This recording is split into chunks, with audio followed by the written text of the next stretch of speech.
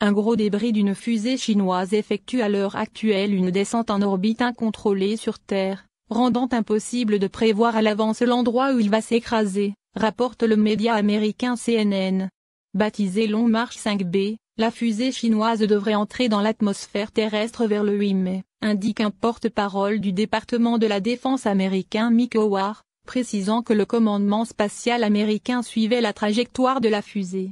Le point d'entrée exact de la fusée dans l'atmosphère terrestre ne peut être identifié que quelques heures avant qu'elle ne s'écrase, précise le Pentagone. La fusée a été utilisée par la Chine pour lancer une partie de leur station spatiale la semaine dernière. Alors que la plupart des débris spatiaux brûlent à leur entrée dans l'atmosphère, la taille de ce morceau de 22 tonnes de la fusée a suscité des inquiétudes quant au fait que de grands débris pourraient rentrer et causer des dommages si elle frappait des zones habitées. Le risque que cela vous frappe est incroyablement minime néanmoins, un astrophysicien à l'université de Harvard s'est montré rassurant en affirmant que la situation n'est pas la fin du monde. Je ne pense pas que les gens devraient prendre des précautions. Le risque qu'il y ait des dommages ou que cela touche quelqu'un est assez faible, pas négligeable. Cela pourrait arriver mais le risque que cela vous frappe est incroyablement minime.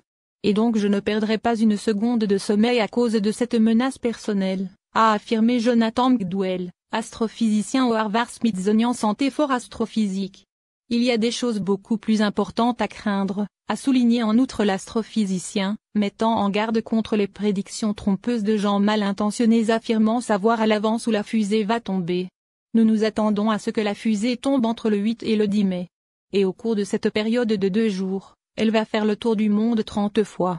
Le morceau voyage à environ 29 000 km à l'heure. Et donc, si vous avez une heure pour deviner quand ça tombe, vous avez un rayon potentiel de 29 000 km, explique McDowell. Par conséquent vous ne devriez pas croire quiconque qui vous dit « Oh oui j'ai entendu dire que ça tomberait dans tel endroit particulier » met en garde l'astrophysicien. Ne les croyez pas avant au moins quelques heures avant la rentrée parce que nous ne le saurons tout simplement pas à l'avance, prévient-il.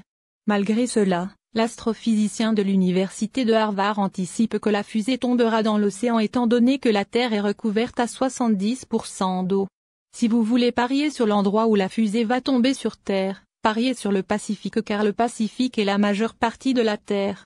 C'est aussi simple que cela, a résumé Jonathan